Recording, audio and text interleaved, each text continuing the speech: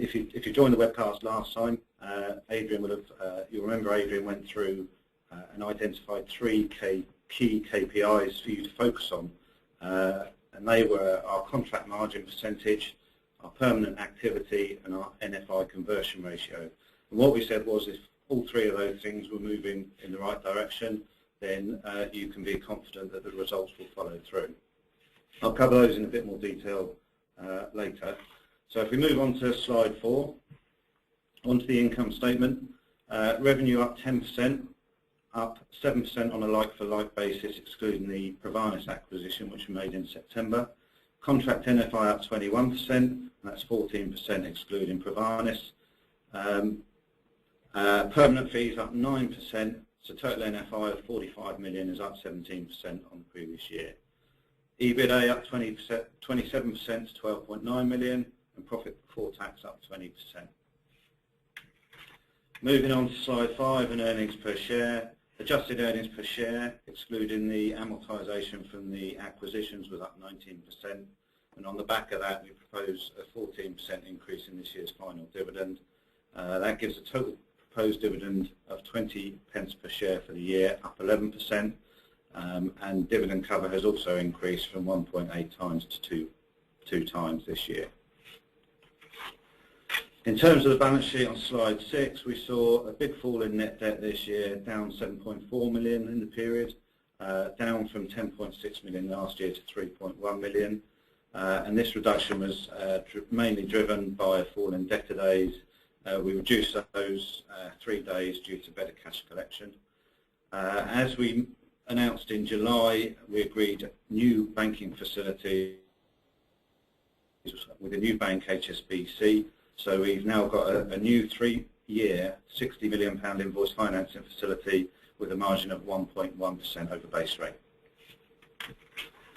The next slide, slide 7, just gives you more detail about the cash flow in the year in a bridge diagram.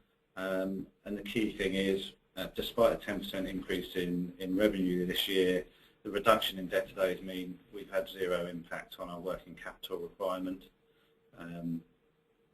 So the 15.8 million operating cash was only reduced by 1 million of capex and interest, 3 million of tax, and 4.5 million of dividends. If I go back to on the next slide and talk about the 3 KPIs I mentioned earlier, the first one's based around contract activity, and on this chart you can see that the average contract margin we generate from our contractors has gone up from 6.8% to 7.5%. And essentially we've managed to increase our average weekly NFI by 20% despite only a 3% increase in contractor numbers. And it really, this sort of demonstrates how we're improving the quality of business and what we define as moving up the value chain. On slide 9, the second KPI is based around permanent activity. And although you can see we've increased our permanent placements in the year by 15%, I think we fully admit permanent activity wasn't as strong as we would like. And really, I think the message from all the staffers at the moment is pretty similar. The permanent recruitment is being held back. We're into a period where the candidate has become king because of just the skill shortage, and candidates are finding themselves with multiple job offers, and there is a large amount of counter offers from incumbent employers. So this permanent recovery is not going to be a hockey stick recovery like we've had in previous coming out of a recession. We think it's going to be a slow, steady growth. And then on slide 10, the third KPI is the NFI conversion percentage. We've increased that this year from 28% to 30%. We've got a midterm target of getting this back to 35%. And I think this is a byproduct of the other 2 metrics. If we can increase our contract margin percentage and increase the permanent activity within the existing resources, naturally that conversion rate ratio will improve. So I'll now hand over to Adrian to go through the operational review. Yeah, good afternoon. If we start with slide 12, that gives you a business mix for the group, where you can see we're very contract focused, with 73% of the NFI coming from contract and 27% coming from perm. As Tony alluded to, we were hoping perm would be a little bit stronger because our optimum mix would be a sort of a 70-30 split. Now, the reason we like that balance between contract and permanent, contract is more profitable, we can generate more fees from our contract consultants, but perm recruitment is a really good business development tool, and it creates a stickiness within the client relationship. So that 70-30 split is ideally what we're trying to achieve. On slide 13, you'll see the sector split. You know, we operate in two sectors, engineering and professional services, and both of those have grown this year, which is obviously very pleasing. And we've now got a mix between the two of 60% engineering and 40% professional services. So not only we've got a good balance between contract and perm, we've got a good balance between engineering and professional services. So as an organisation, we're not over-reliant on one skill type, one industry sector, and our largest client now generates just 4.1% of the group's NFI. So I think from a point of view of a risk profile, I think our diversification strategy has certainly helped with that. If you then turn to slide 14, it's an overview of our engineering business. And as you can see, it's got 180 sales staff at the end of July. We continue to increase investment in engineering since the year end, and that figure is now up to 194 staff, and predominantly most of those new hires going into our infrastructure sector. Now we have over 5,500 contractors working in engineering. We've placed over 1,000 permanent candidates in that sector as well, so that gives us a really good insight into the markets. And our clients are very broad, from your large corporates through to the small SMEs. And we're actually using that market intelligence to help us become thought leaders in engineering and helping guide government and trade bodies to shape engineering and ultimately promote engineering as a career of choice through the production of white papers, etc. We've got our own confidence index where we actually talk to a broad section of our contractor community to ask their views about the market, the economy, and how they're feeling, and those results should be out next month, so you might be able to pick that up through some of the PR we're doing over in November. Internationally, we've always been a very UK-centric recruiter. 97% of our NFI is generated in the UK. We do have a German operation. We've actually scaled that in-country team back to 2 individuals now, and those 2 individuals conduct business development and workforce management, and the recruitment activities are now conducted in the UK, and that's actually helping improve the operational results for our German operation. And we're also just about to put our first 2 staff into China. We've been trading in China now for a couple of years, particularly in the aerospace and automotive market, and these 2 individuals are there to help take those relationships forward further. If you go to slide 15, this gives you an overview of the sectors in which we operate. You can see that infrastructure is the largest and fastest growing. There's 4 areas of infrastructure in which we operate: utilities, rail, highways, and building structures. All of those are moving forward. And the headcount investment I talked about, we've added an extra 20 heads in infrastructure over the last 3 to 4 months. In aerospace, we've seen some good growth.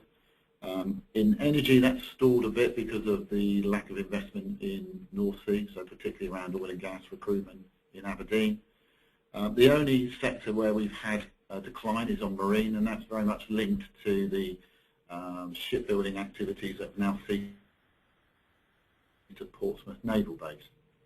And just for clarification, general engineering is anything that's not one of those 5 areas. If you then turn to slide 16, these are the sort of growth drivers that are pushing the demand for recruitment in each of the sectors in which we operate. And what these growth drivers illustrate to us is that we have good medium-term visibility of the projects that we're involved with. whether that's a rail infrastructure program, a fleet maintenance program, or it's major accounts that we're operating with in the engineering sector. So we have, for a recruiter, it's unusual to have that sort of visibility, and that's why we're confident that there'll be continued demand, particularly for contract recruitment in the short and medium term. If you turn to 17, again, you've got similar growth drivers in aerospace, automotive, and general engineering. Aerospace is quite an interesting one. This is where the OEMs have now got an order book for commercial aircraft for the next 10 years. So their appetite to design new aircraft structures is minimal, which is historically our strength, and now we're reshaping what we're doing, focusing more on quality engineering and advanced manufacturing. And in automotive, our strategy there has always been to work with the high-end UK OEMs. So our key clients in that space are Jaguar Land Rover, Aston Martin, BMW, McLaren. So we have a real good client base within that arena. And within general engineering, we're using the Matchtech brand to get a much wider coverage in that area. And we're getting some good traction within medical devices and industrial equipment manufacturing. So that's the growth drivers there. In professional services, it's a little bit more different. We have 134 sales staff. We haven't added to that number. This is the newer part of the business, and we believe that growth in professional services will come from increased productivity, so increasing the NFI per head within professional services is key for us. Now, in professional services, we have 2 recruitment centres, a London office where we have 37 staff, and Whiteley in Hampshire where we have 97 staff. And those recruitment centres get involved in both technology and professional staffing. And in technology, we operate in 7 skill-specific markets. So that's business intelligence, ERP, project management, comms and infrastructure, software, controls and automation, and electronic systems. So these are all very niche areas where we're getting involved with low volume, high margin business. Also in technology, we've created a corporate account team which has allowed us to transact lower margin business more profitably by putting a different delivery model in play. And in professional staffing, we operate very much across 5 markets: HR, procurement, finance, training, sales and marketing.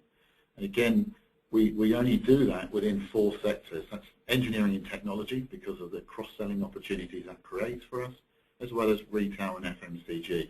And that focus is really helping us with new client acquisition and identifying cross-selling opportunities across the group.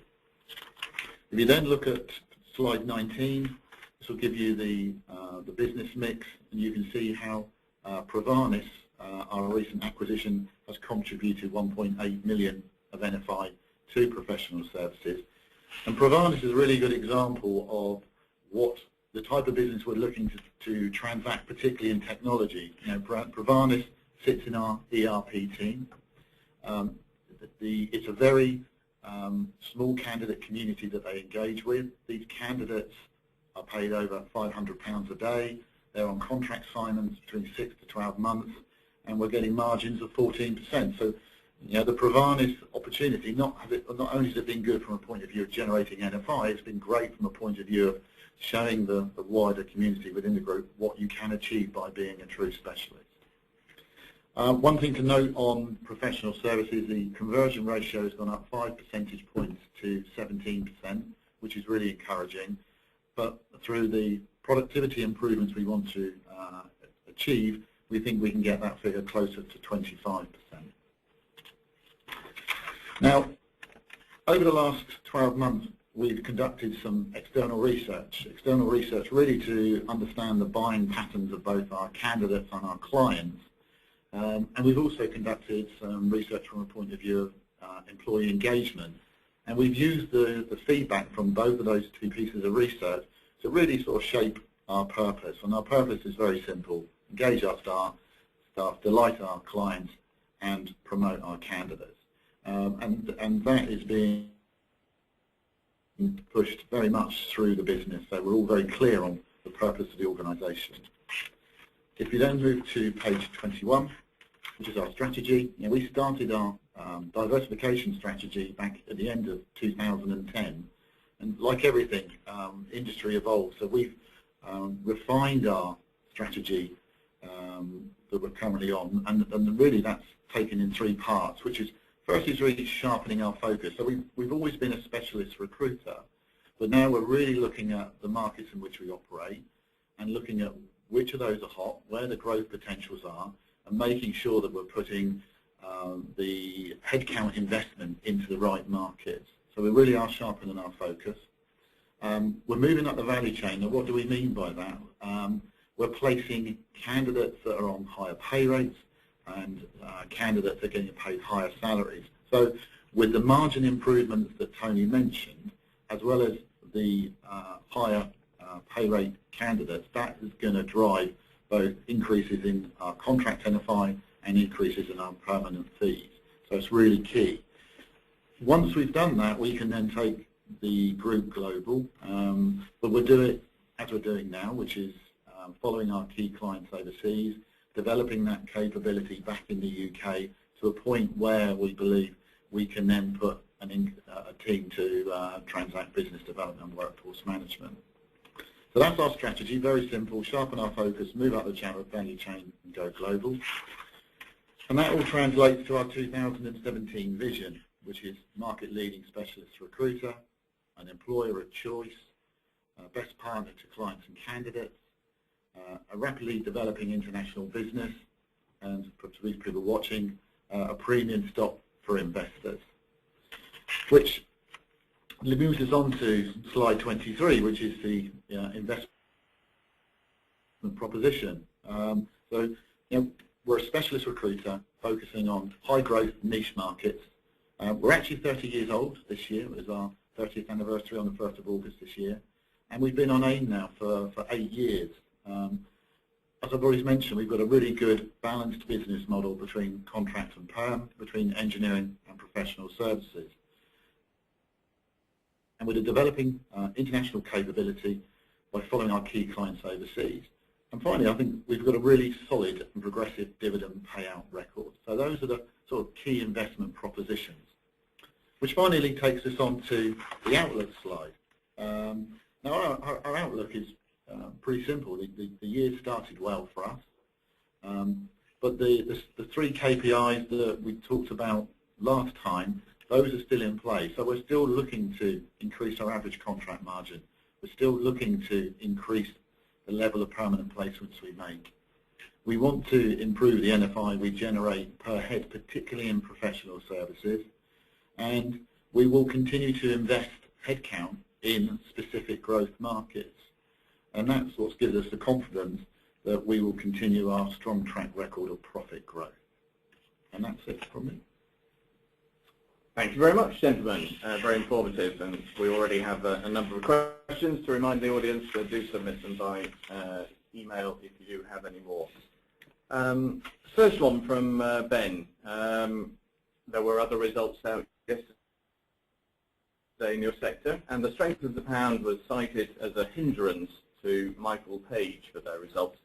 Could you explain how currency might impact your sourcing of foreign candidates coming to work in the UK, and as and when overseas offices contribute more to revenue, will that be reported locally for major international clients such as Jaguar Land Rover, or do they centralise global mandates to report the income in the UK? Shall I say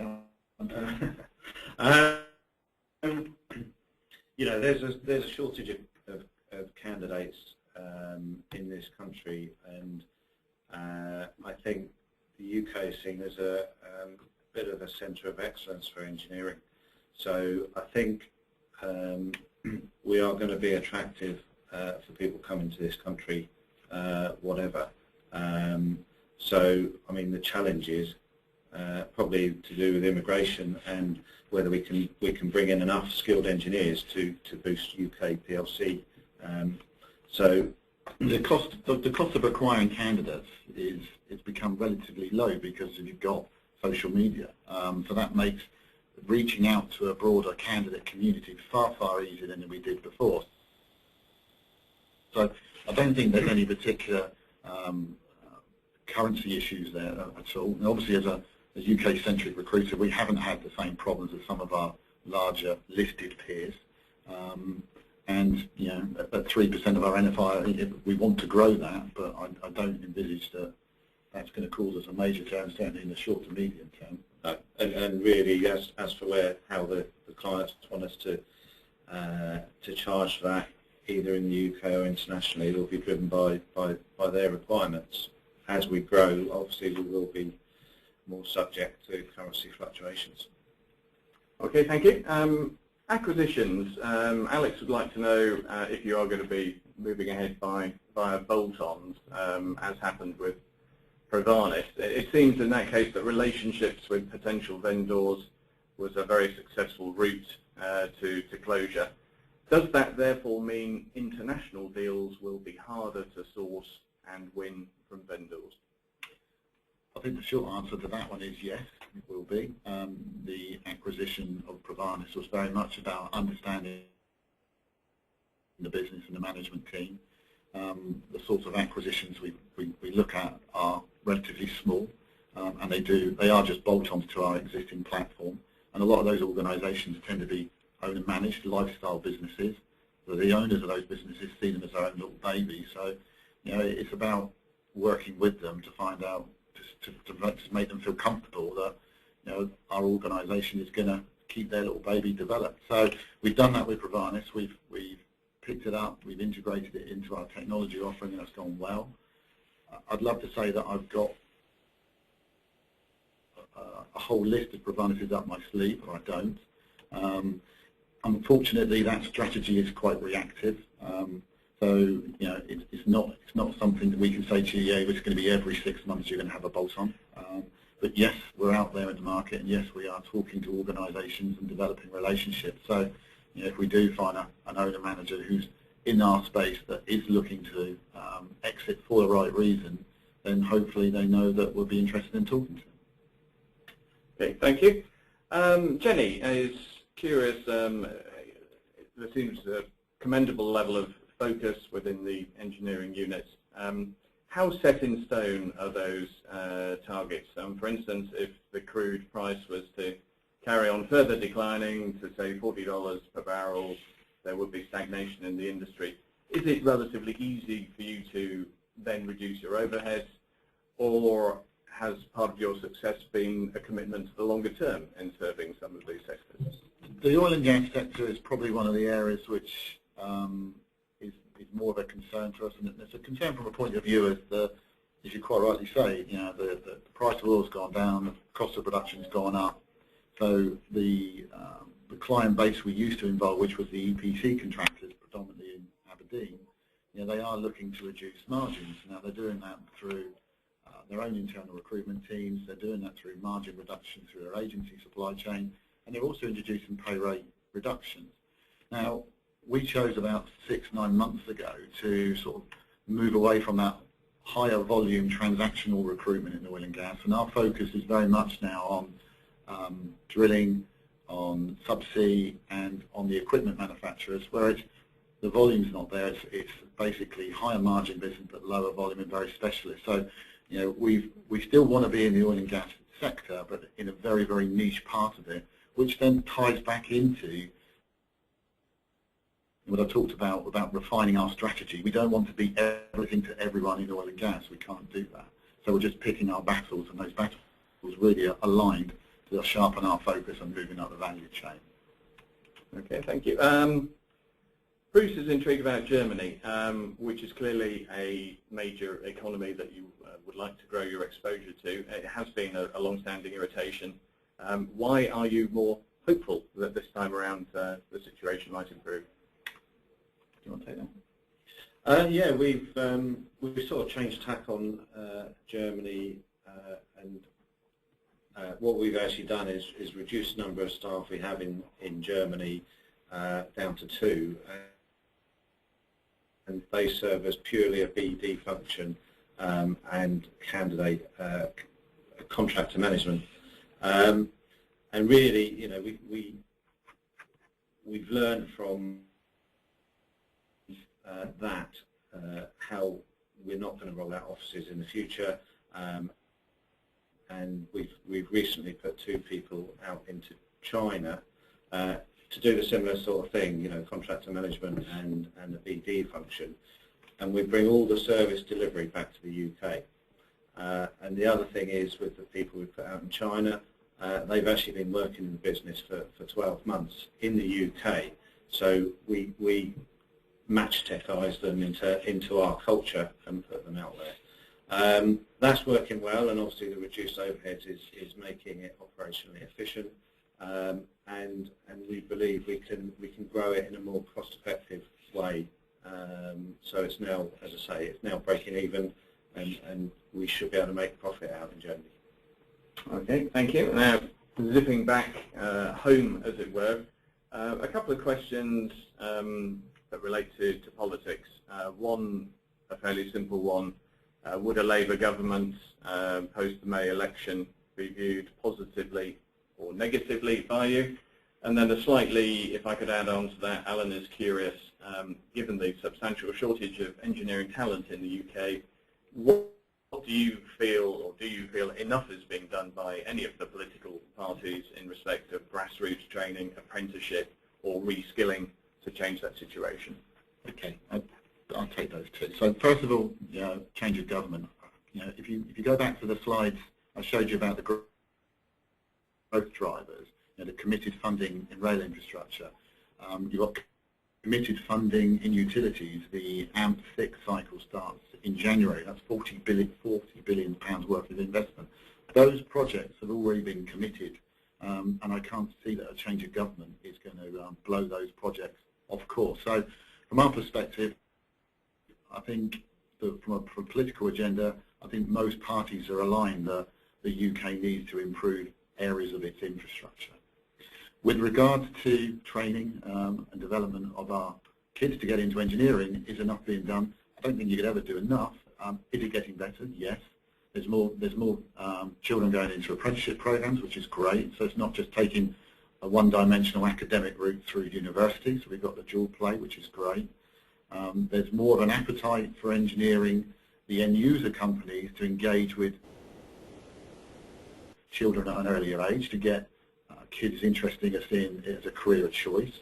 So I think we're doing a lot. The only thing is that community of people won't hit the labour market for 3, 5, 7 years.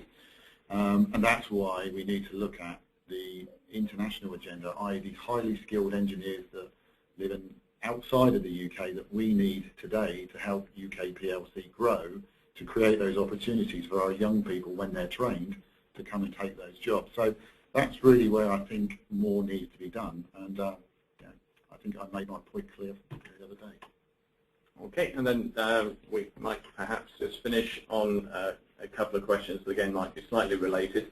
First of all, Paul is curious, given that Brian Wilkinson has been in place for a while now as chairman, could you give a perspective from the inside what difference he has made to the running of Matchtech?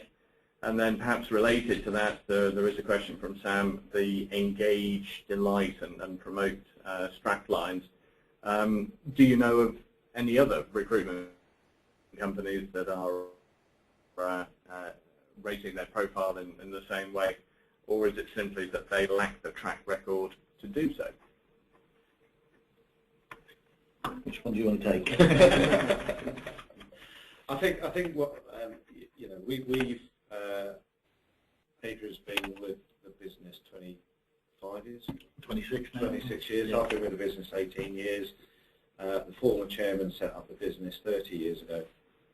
So that's a great strength in terms of our knowledge of the business, etc. I think it's also a weakness in terms of we're a bit one-dimensional. So the arrival of the chairman has been good. It's given an external perspective to the business, and I suppose the pleasing thing is he's come in. We've obviously been successfully growing, and he's really endorsed that. He talks about that he's spent over 30 years in recruitment, and our culture within the business is he's never come across a culture with so many positive people in the business. And that's backed up by the staff engagement survey, the candidate and client research that we undertook to understand what our clients' buying patterns and our candidates' buying patterns. And that's all about relationships with our consultants. So I think what's happened is he's come in and he's probably we talked about sharpening the focus and really bringing that all together is where he's benefited, and it's tweaking our current strategy. There's nothing different in the sort of, we want to go global, we want to continue growing, but it's just helped us define it from an external perspective. So it's been a good move. Yeah, and from the profile point of view of Matchtech and its thought leadership status, I think because we operate across quite a broad spectrum of the engineering sector, a lot of our competitors are either very large generalists or very small niche players in only one particular area. But because of our cross-section within engineering, I think that gives us a unique position to grab that thought leadership position.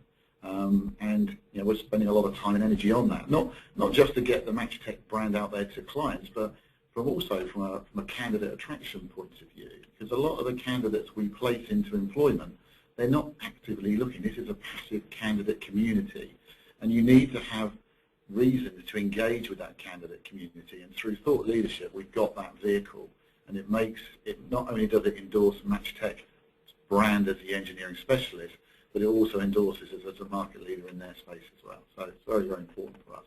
And the MD of our engineering business, a guy called Keith Lewis, has been doing some terrific work with that.